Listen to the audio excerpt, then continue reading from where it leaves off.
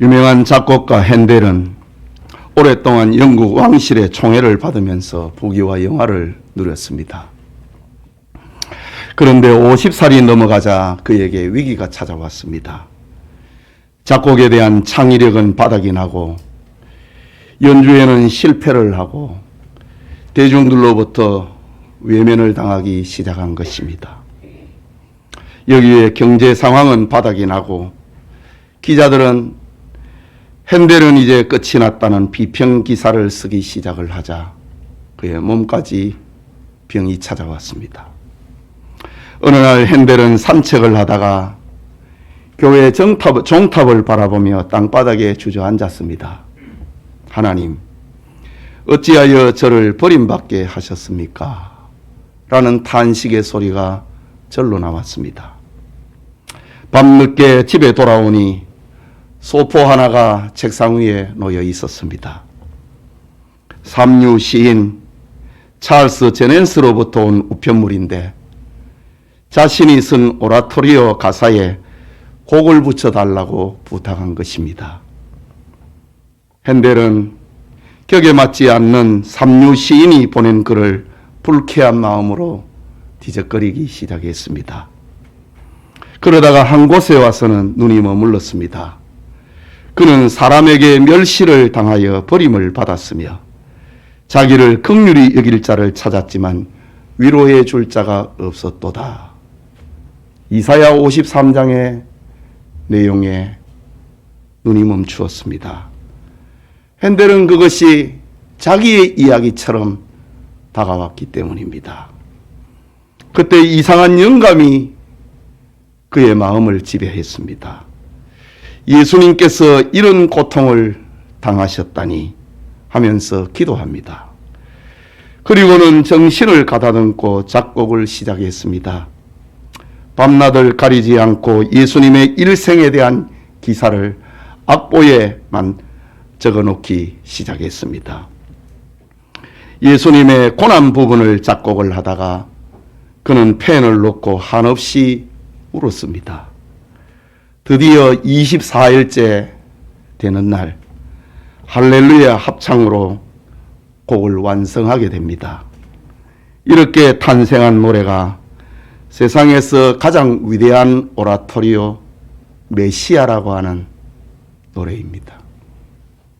핸델은 메시아 곡을 완성을 하고 내 앞에서 열린 천국문을 보았으며 위대한 하나님을 만났다. 오, 하나님이 나를 찾아오셨구나 라고 감탄하게 됩니다.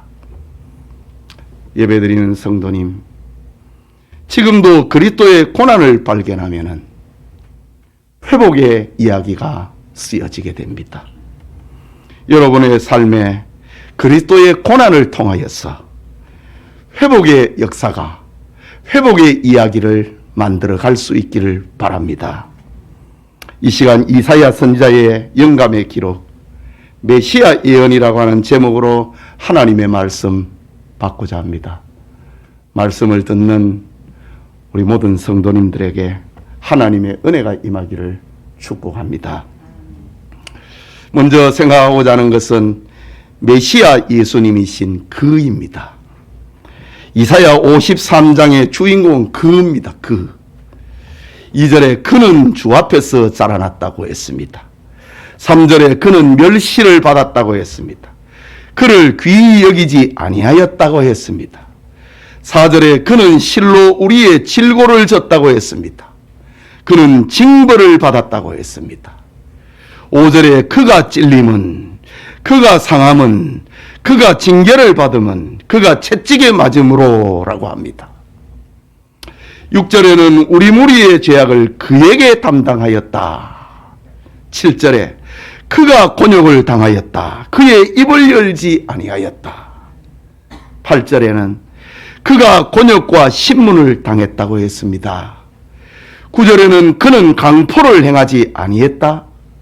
그의 입에는 거짓이 없었다. 그의 무덤이 악인과 함께 있었다. 그가 죽은 후에 부자와 함께 있었다라고 합니다. 10절에는 여호와께서 그에게 상함을 받게 하였다. 그의 영혼을 속건 제물로 드렸다. 그가 그 시를 보게 되었다. 11절에는 그가 자기 영혼에 수고한 것을 보았다. 12절에는 그에게 존귀한 자와 함께했다. 그가 자기 영혼을 버렸다. 그가 많은 사람의 죄를 담당하며 범죄자를 위하여 기도하였다. 라고 합니다. 하나님의 영감을 받은 이사야 선지자는 그라고 하는 말로 메시아 예수님을 700년 전에 예언을 하고 있는 겁니다. 특히 2절에는 그는 주 앞에서 자라나기를 연한 순 같고 마른 땅에서 나온 뿌리 같아서 라고 했습니다. 이것은 가뭄으로 죽어버린 나무에서 나오는 연약한 줄기를 가리킵니다. 예수님은 몰락해버린 유다왕과 다윗의 후손에서 출생을 함을 말하는 겁니다. 마른 땅에서 나온 뿌리와 같았다. 당시 유다는 로마의 식민지가 되어서 주권을 빼앗긴 처지였습니다. 거기에 예수님이 자란 곳은 천박한 사람들의 동네 나사렛이었습니다. 뿐만 아니라 예수님이 선택을 한 제자들은 무시간 갈릴리 어부들이 주축을 이루게 됩니다. 주 앞에서 자라나기를 연한 순 같고 마른 땅에서 나온 뿌리와 같았다. 고운 모양도 없고 풍채도 없었다. 라고 합니다. 우리가 보기에 흠모할 만한 아름다운 것이 없도다. 라고 했습니다. 주님은 보잘것없는 용모를 가지고 있었다는 말입니다. 가문이나 명예나 사회적인 장점도 예수님에게는 별로 없었다는 말입니다. 욕망으로 가득 차 있는 인간에게 매력을 줄 만큼 고상하고 지고한 논리도 없었다는 말입니다. 사람들은 빵을 위한 철학을 하고 빵을 위한 사상과 종교를 만들어냅니다. 인본주의 사상과 종교 원리는 빵과 명예와 쾌락을 추구합니다. 이런 세상에 대하여서 예수님은 심령이 가난한 자는 복이 있나니 천국이 그들의 것이며 애통하는 자는 복이 있나니 그들이 위로를 받을 것이며 온유한 자는 복이 있나니 그들이 땅을 기업으로 받을 것이며 라는 말씀으로 사람들의 요구와 사람들의 비위에 맞추지 않았습니다. 흠모할 만한 아름다운 것이 없었다는 말입니다. 도리어 예수님은 아버지나 어머니를 나보다 더 사랑하는 자는 내게 합당하지 아니하고 아들이나 딸을 나보다 더 사랑하는 자도 내게 합당하지 아니하며 또 자기 십자가를 지고 나를 따르지 않는 자도 내게 합당하지 아니하리라 라고 말씀하십니다. 그러니 예수님은 사람들이 보기에 흠모할 만한 아름다운 것이 없었던 것입니다. 그러나 이사야 선지자가 예언하고 있는 메시아는 그것으로 끝나는 것이 아니었습니다. 고난받는 종 예수님이었습니다. 땅 위의 모든 사람들은 수고와 슬픔의 생애를 살고 있습니다. 그것은 죄의 결과이기 때문에 어쩌면 그것은 당연한 것입니다. 그러나 예수님은 고난받을 이유가 없었습니다. 그는 죄가 없는 분이시기 때문입니다. 아니, 죄를 범할 수 없는 분이기 때문입니다. 하지만 예수님은 죄인과 함께 무덤에 묻히셨고 죄인과 함께 죽으셨습니다. 그렇다면 예수님의 고난과 죽음은 어떤 의미를 가지고 있는가? 이사야 선지자가 예언하고 있는 그 메시지의 핵심은 무엇인가? 예수님의 고난은 무엇을 의미하고 있는가? 첫째는 예수님의 고난은 우리를 위함이라고 했습니다. 예수님 자신을 위함이 아니라 우리를 위함이라고 했습니다. 본문 4절에 그는 실로 우리의 질고를 지고 우리의 슬픔을 당하였다. 5절에는 그가 찔림은 우리의 허물 때문이요 그가 상함은 우리의 죄악 때문이라고 했습니다. 우리 때문에 주님이 고난당했다는 말입니다. 다시 말합니다. 예수님은 우리의 질고, 우리의 슬픔, 우리의 허물, 우리의 죄악을 대신해서 고난을 받으신 겁니다. 우리가 죄인이기 때문에 우리가 받아야 할 슬픔과 우리가 받아야 할 허물, 우리가 받아야 할 죄의 값을 주님이 대신 지셨다는 겁니다. 사실 우리는 다 양 같아서 그릇 행하여서 갓길로 제 길로 가버린 사람들입니다. 시편 14편 2절과 3절에 보면은 여호와께서 하늘에서 인생을 굽어 살피사 지각에서 하나님을 찾는 자가 있는가 보려 하셨은지 다 치우쳐 함께 더러운 자가 되고 선을 행하는 자가 없으니 하나도 없도다. 각기 제 길로 가버렸다는 말입니다. 모든 사람은 하나님을 떠난 불순종의 죄인이라는 말입니다. 불신앙의 죄인이라는 말입니다. 하나님을 찾지 않는 죄인이라는 말입니다. 하나님의 은혜를 받으면서 살면서 하나님으로부터 생명을 부여받으면서도 그 은혜를 알지 못하는 배신자요 배은자라는 말입니다. 배반자요 배역자라고 하는 말입니다. 본문 6절에 여호와께서 우리 모두의 죄악을 그에게 담당시키셨도다 라고 합니다. 예수님이 고난받으신 이유를 설명하고 있는 겁니다. 우리가 받아야 될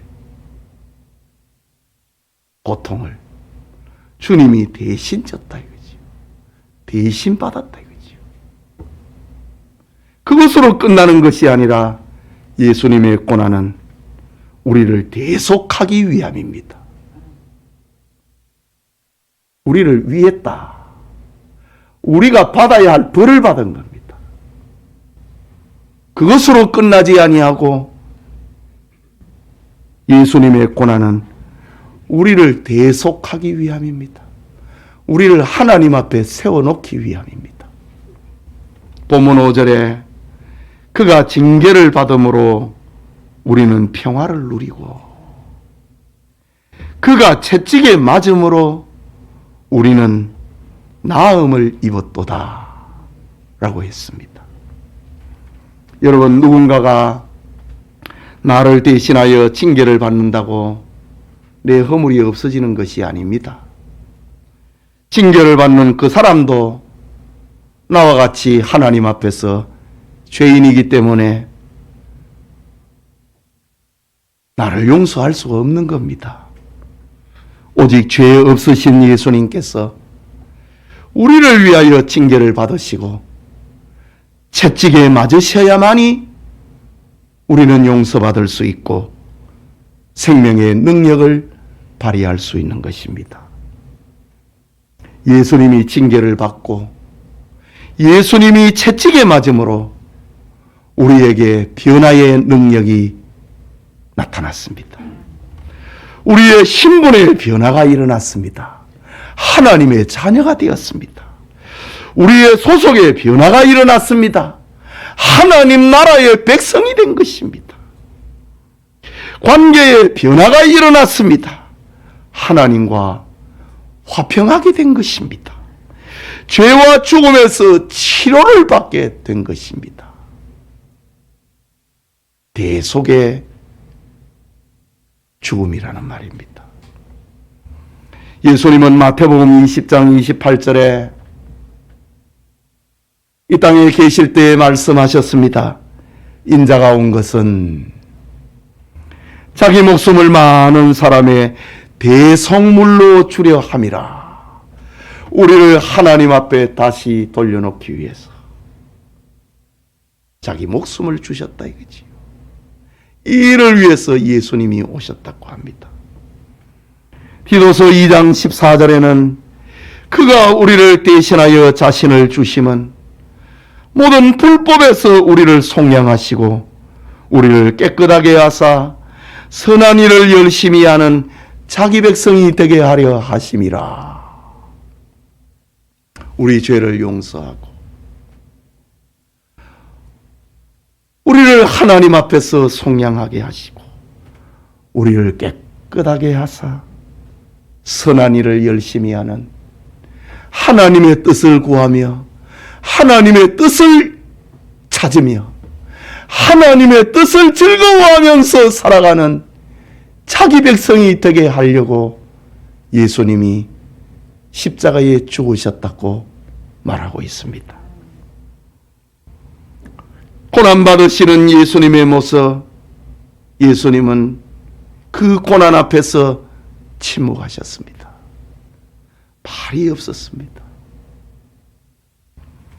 본문 7절에 보면은 그가 곤욕을 당하여 괴로울 때에도 그의 입을 열지 아니하였으며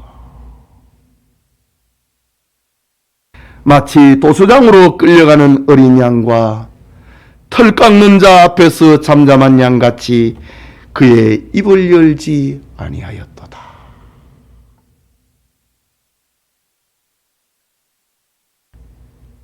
정말 말을 하셔야 할 분이 예수님입니다.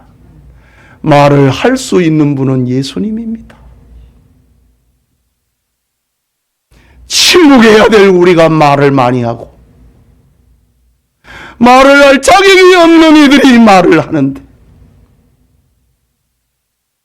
말을 하실 수 있는 예수님은 아무 말씀을 하지 않았다고 합니다.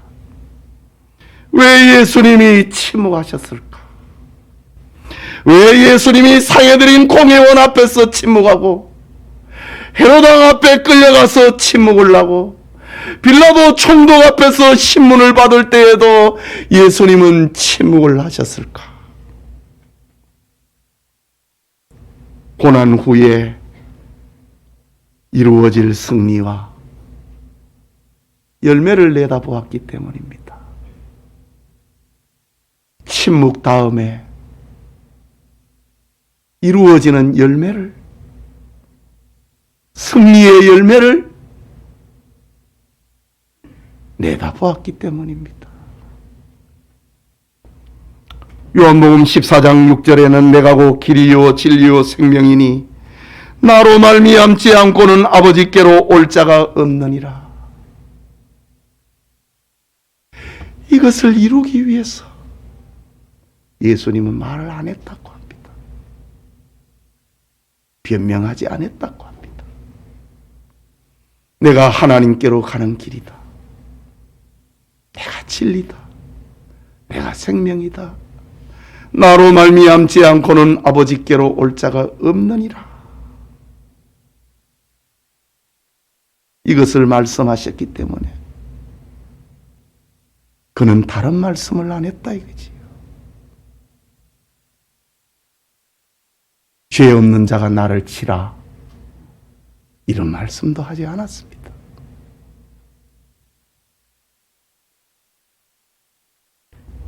히브리서 12장 2절에는 그는 그 앞에 있는 기쁨을 위하여 질 십자가를 참으사 부끄러움을 개의치 아니하시더니 하나님 보좌 우편에 앉으셨느니라. 십자가 앞에 있는 예수님 자신 앞에 있는 기쁨을 위하여서 십자가를 참았다. 부끄러움을 개의치 아니하셨다. 침묵했다 이거지. 그리고 하나님의 보좌 우편에 앉으셨느니라 고했습니다. 예수님은 자신의 고난 다음에 이루어질 즐거움을 위하여 입을 열지 않았다고 합니다. 아는 자가 할 수 있는 것, 가진 자만이 할 수 있는 것, 주님만이 하실 수 있는 겁니다. 말을 할 줄 알면서도, 아니 말을 하셔야 하면서도 깨닫지 못하는 자기 사람들을 구원하기 위하여서 주님은 침묵하셨습니다.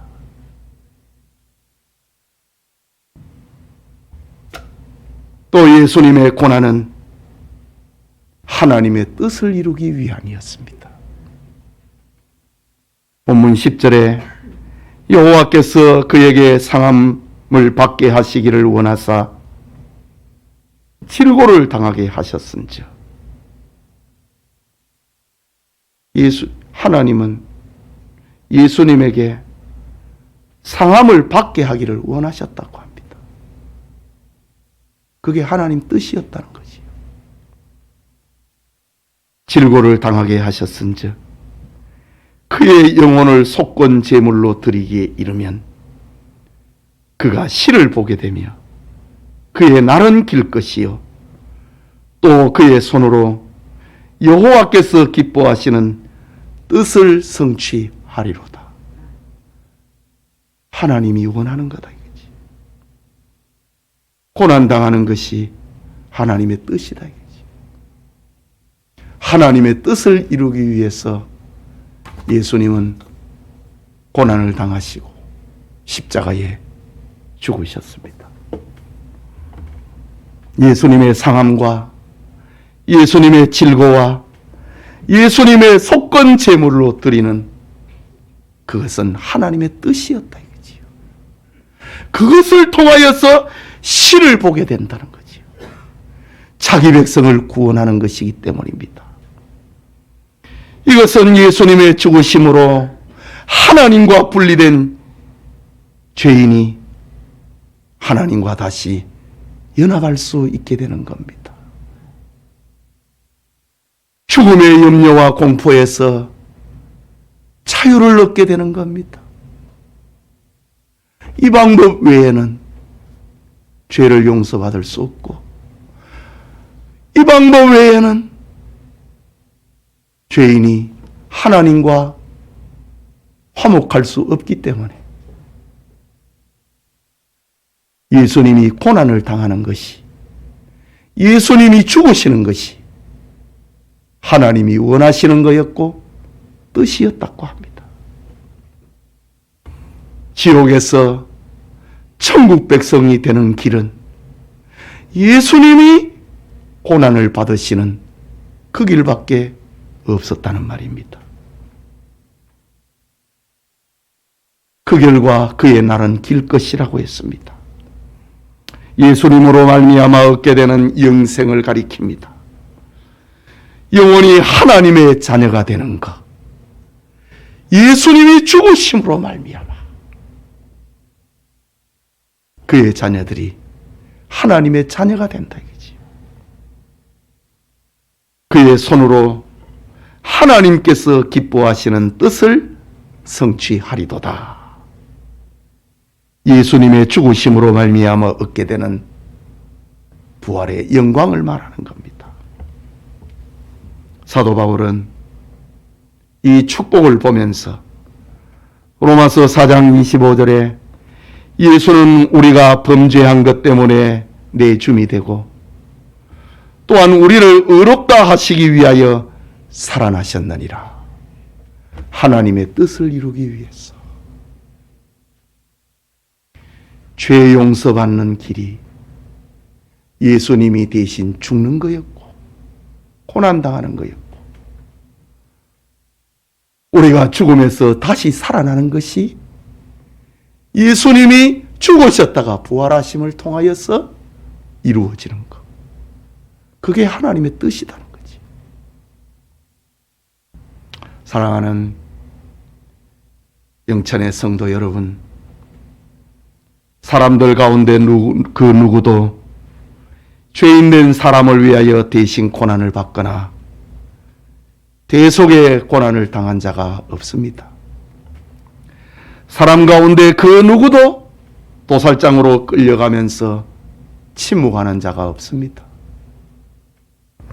그 누구도 죄와 사망의 법에서 죄인을 구원할 목적으로 고난당하는 자가 없습니다. 이유는 죄인이 죄인의 죄를 속죄할 수 없기 때문입니다. 그러나 우리 주 예수님은 자기의 목숨을 많은 사람의 대속물로 주기 위하여서 그의 얼굴이 맞아서 상했다고 합니다. 몸이 찔렸다고 합니다. 징계를 받았다고 합니다. 채찍에 맞으셨다고 합니다. 곤욕과 신문을 받았다고 합니다. 끌려갔습니다. 마침내 이 땅에서 끊어짐이 되었던 겁니다. 이 위대한 사랑을 가리켜서 사도 요한은 하나님이 세상을 이처럼 사랑하사 독생자를 주셨으니 이는 그를 믿는 자마다 멸망하지 않고 영생을 얻게 하려 하심이라고 했습니다. 사랑은 여기 있으니 우리가 하나님을 사랑한 것이 아니요 하나님이 우리를 사랑하사 우리 죄를 속하기 위하여 화목제물로 그 아들을 보내셨음이라 라고 요한은 외쳤던 겁니다. 성도님, 그리스도의 고난은 하나님의 뜻 가운데 죄인을 향한 최고의 사랑입니다. 가장 고상한 사랑입니다. 가장 마지막의 사랑입니다. 전부의 사랑입니다. 유명한 주석가 델리치는 이 이사야 53장을 가리켜서 이것은 이사야 선지자가 신약의 복음서의 저자들과 함께 십자가 밑에서 그린 그림이다 라고 찬양했습니다. 마치 십자가를 보면서 재판 과정과 십자가를 보면서 그린 그림과 같은 것이다 라고 주석을 했습니다. 예배드리는 성도님, 이 고난절에 자칫 예수님이 당한 고난의 참상만을 생각을 하고 감상적인 눈물만 흘려서는 안 됩니다. 동정과 감상적인 차원을 넘어서서 그리스도의 고난이 우리의 신앙에 새겨져야 됩니다. 그리스도의 고난이 우리의 생활에 도전으로 다가와야 됩니다.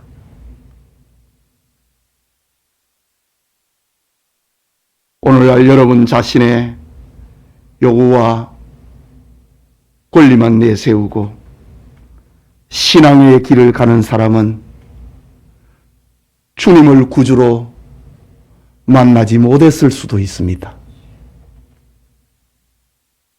이유는 자신의 요구만 채우려고 하면은 주님을 바로 볼 수 없고 하나님은 그를 상대하지 않을 것이기 때문입니다. 예수님이 십자가에 죽으신 이 고난절에 우리를 위해 구원을 계획하신 하나님의 무한한 사랑에 감사하시기 바랍니다. 내 죄를 대신 짊어지신 예수님의 고난에 헌신과 충성을 다짐하시기 바랍니다. 성령의 역사 앞에 죄를 끊고 주님을 따라가는 제자가 되기로 작정하시기 바랍니다. 우리를 위하여 고난당하신 이 주님의 은혜가 우리 모두와 이 밤에 함께하기를 축복합니다. 우리 말씀을 생각하면서 기도합시다. 예수님의 고난절에 주님의 고난이 내 신앙에, 내 생활에 도전으로 다가와야 된다.